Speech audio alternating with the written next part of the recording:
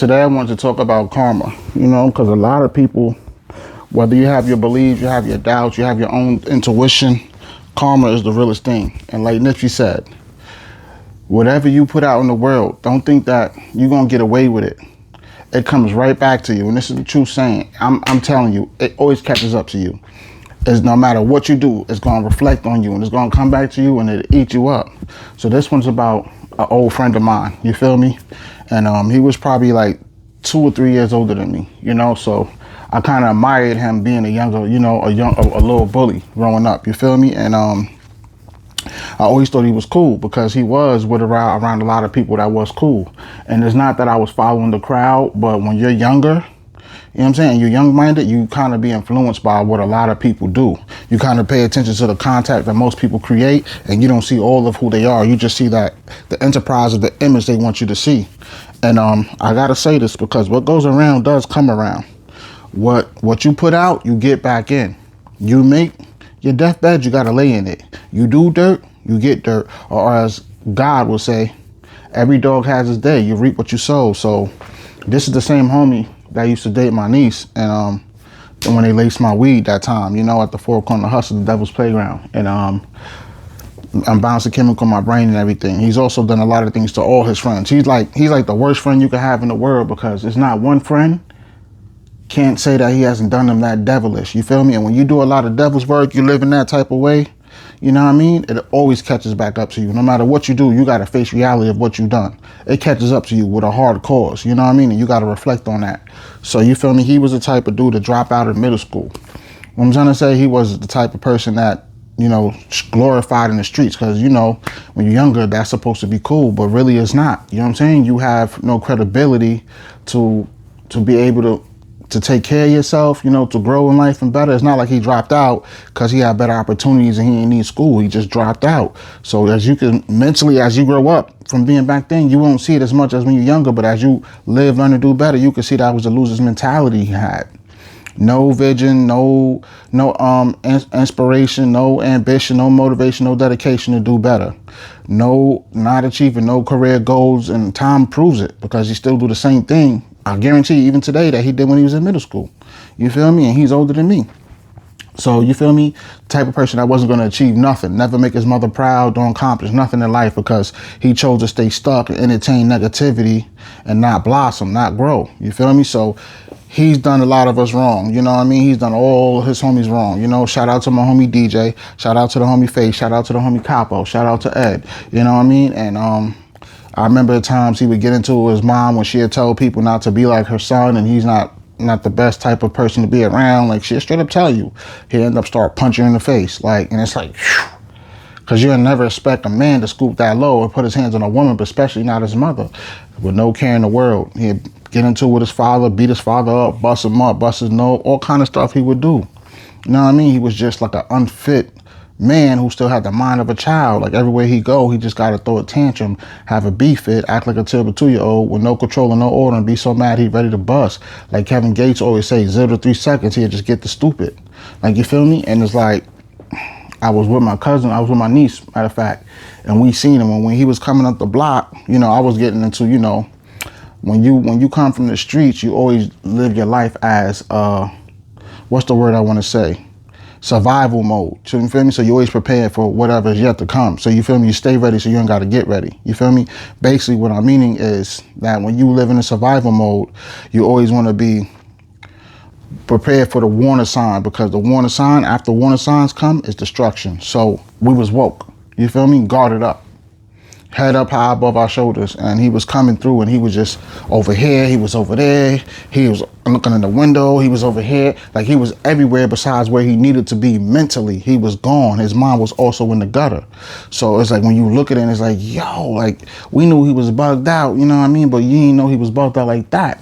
And I'm like, I ended up talking to my other homie DJ like a week or two after that day, you feel me? And then he was running in the street, he was just everywhere, and he was talking to me about what happened to him and how he got into the situations he had and how now he's preparing for his dope future. And I'm like, that's dope. You feel me? He got back in the gym, whatever, that's dope. And he was just telling me about the altercations he had and how he busted me in the head with a bottle. He was just putting me onto all the stuff, and I would just laugh, and not like it was funny at him, but I've been there with him. And that's what I was trying to tell him. But at the time, he couldn't hear it because the devil was so busy, had him controlled, that he was colorblind. You know what I mean? He was being mind controlled, that he couldn't see more clearly than what it was. So he had to wake up and see it for himself to actually know what was going on. You feel me? Once he did, he moved on from him too. You feel me? And it's sad when you love somebody, but you can't love them until they're ready to love themselves. So you feel me? And it was just like, I'm like, yo, but you remember how he used to do everybody? You remember how he even treat his own mother? And the Bible always talks about how you treat your parents. And if you treat them a certain way, oh yes, it's going to catch up to you. It reflects on you. You know what I'm saying? Even if you have kids, your kids might end up treating you the same or worse. You know what I'm saying? Repeating the same mistakes or worse. So it was his own karma. You understand what I'm trying to tell you? Karma is real, and he's going through it. And it was like the reason why he was all over the place and he couldn't stay still, couldn't stay focused, because he's boxing out them demons that he doesn't want to deal with. See, it was funny when he was being a devil in everybody else's life. But it's not funny when them dark spirits is the devil in his. It was funny when he was demonizing everybody else's life. But it's not funny when some dark spirits is demonizing his. You understand what I'm trying to say? So everything you do, the choices that you choose, make sure you make choices that leads to success. Make sure you make choices that lead you with great progress.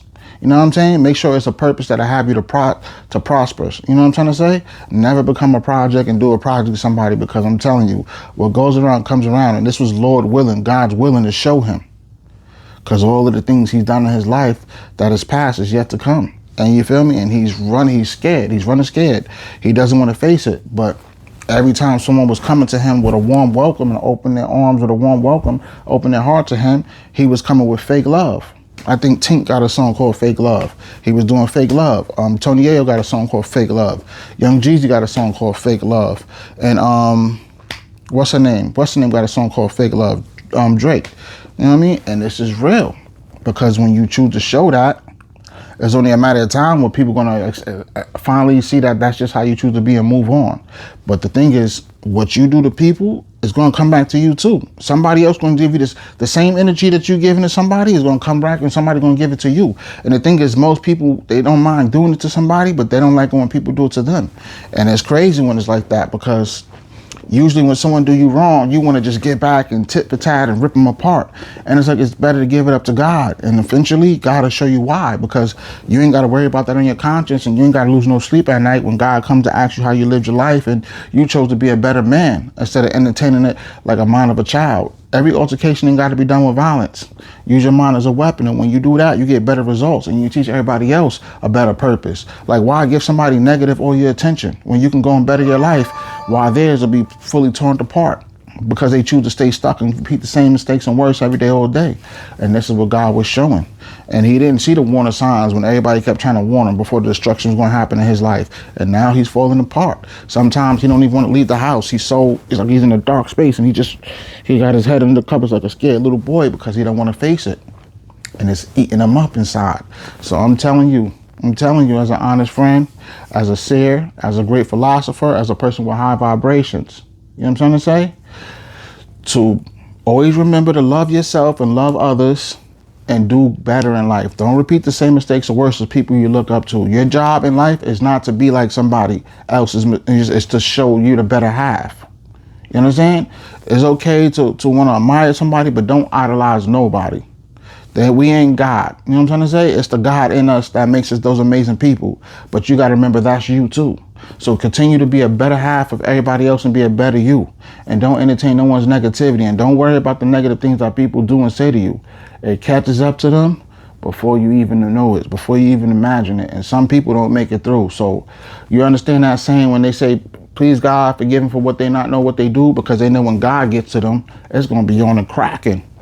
You know what I'm saying? It's going to be on the popping. It's going to explode like a wildfire. And you can't, oh God, because it's too late when God gave you every day to make it better. Think about it. Look how many years we live. And we just keep repeating the same stupidity, the negative, and the nonsense and the dark stuff we do to people. That's way overdue by the time God comes to you. You can't change it up now. You had all these years and decades to do it. You understand? So it's real. So you already know, I'm going to tell you, man, stay on God time and stay off demon time.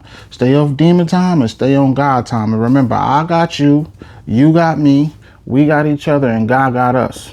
It's not up for a debate. It's not up for a discussion. Real recognize real, right?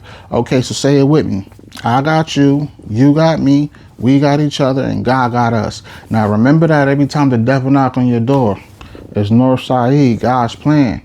Up with it, let's get it, and let's strengthen the bond daily. All right, I want everybody to subscribe to my channel, North Saeed and Chef CIE. Please hit me, you know what I'm saying, with some ups in the comments, some likes, and even hit the notification and follow me. Till next episode, Aces, up with it. Peace. God bless. Blessings, respectfully, y'all.